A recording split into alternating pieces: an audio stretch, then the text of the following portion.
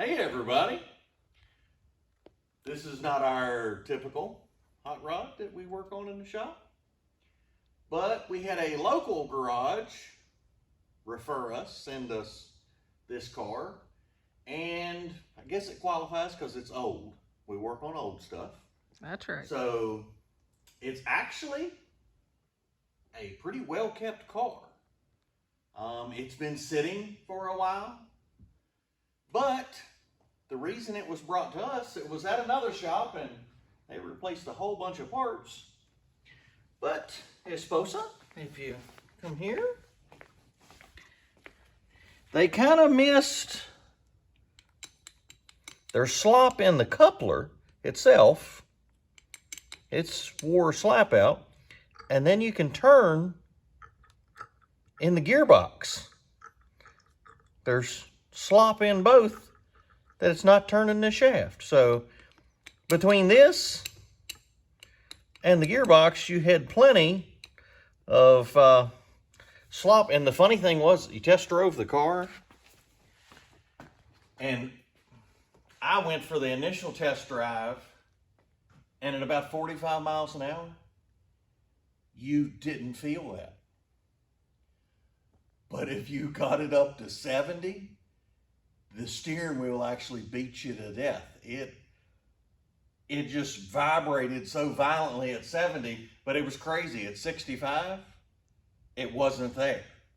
There was like the perfect set of harmonics at 70 miles an hour that all that slop transferred to both of your arms.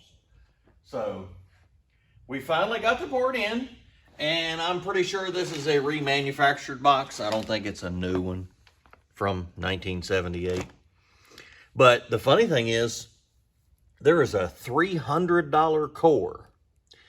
Usually cores aren't that expensive, but I am guessing there are not that many Mercedes 450 SELs floating around. And this one, if you'll come up here, happens to be the V8 car. And there is another item. You can see there is new. They put new tie rods, or new to this car anyway. But I don't know if the camera, I don't know if you can see. Oh, there's nice glitter. Yeah, the air conditioning compressor is making glitter. If you look on the front, between the clutch here and the housing, it's spitting out glitter. Nice. That's probably not a good thing. Yeah, it's not a good thing. It's making an awful racket, which it was kind of thought it was the power steering, because if you look, and I don't know if the camera can even see up in there, there's a serious power steering leak on the pump. So we'll have to work our way there. We'll get rid of, and see this little cavity here, where the vent, that cavity right there is where that gearbox lives. It goes right by that exhaust manifold and bolts right here to the frame. So yeah, there wasn't much room for me to take it apart and get it out. Literally, there's just enough room for it to fall out of here. Yeah. But, like I say, we have a power steering leak. And if anybody else recognizes this air conditioning compressor, it's what's called an A6, which, if everybody will remember, way back in the 70s on a GM, you had A6 compressors on like Cadillac, Buick, Olds, Pontiac, Chevrolet, anything in the early 70s had these exact same compressors. Now, there is a difference on this one. This is all metric thread. Oh, nice. So I thought about getting a compressor that I could put on, just alpha, say a 71 Chevrolet truck, but it'd be all standard fittings, and this is all metric. So that's not going to work. So it's still the exact same thing, but they are threaded different. So yeah, we're going to have to... That looks like that's going to be fun. Yeah. because the puller, they make a puller that takes this clutch off, but as you can see, the radiator's in the way. Yeah. So what we're going to have to do is take the brackets off and try to get this down. I imagine the transmission line, the cooler line, is going to have to move. But try to get this down to where at least we can get a puller and change that clutch out. Because as far as I remember, the AC, I think, got mildly cool. So maybe it has something still in it. But this is an old R12 system. And from everything I read on the 116 forums, which this car, for those that don't know Mercedes-Benz that well, a W116 is the series, what these cars are considered. So there actually is a forum for W116s. And basically almost everyone on the forum said, do not convert these cars to 134 that they won't cool. Because they say the condenser that's actually in these cars, the front end you see is very small. Yeah. They say the condenser is not big enough to handle cooling with R134 in it. So we're going to try and keep the R12 that's in it in the car and change this clutch out so it stops having glitter. Yeah, we don't want any more glitter.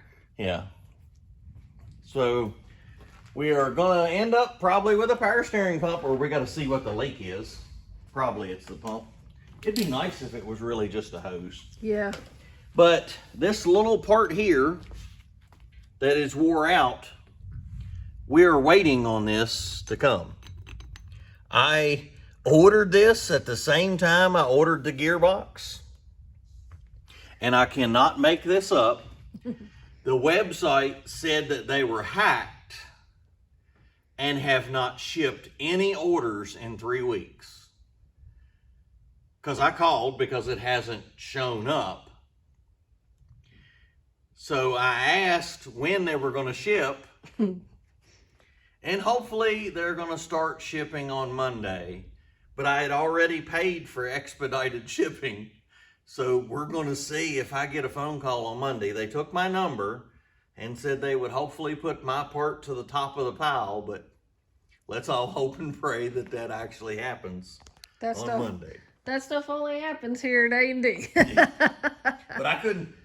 The telling me that their website got hacked and they stopped shipping all parts for 3 weeks. I was like, I can't make this up. You know, No, we can't. But it is a really cool little car. Yes. It'll be great for the owner to have fun, cruise around town, do their thing. Yes. And I want to fix the door handles. None of the outside door handles work. You can open all the doors from inside, but outside you have to literally yank all 4 doors open. So I think all the slides are just wore out. We'll take a couple handles out and examine them. But I didn't see anywhere where you can buy these handles. So if you happen to know Mercedes and you know where to get a handle, said door handle, please put comments. Drop us a comment. Yes. And if you know of a good place to get parts that isn't a 3-week wait when their website gets hacked, please put them in the comments, because that coupler hasn't showed up yet. Yeah.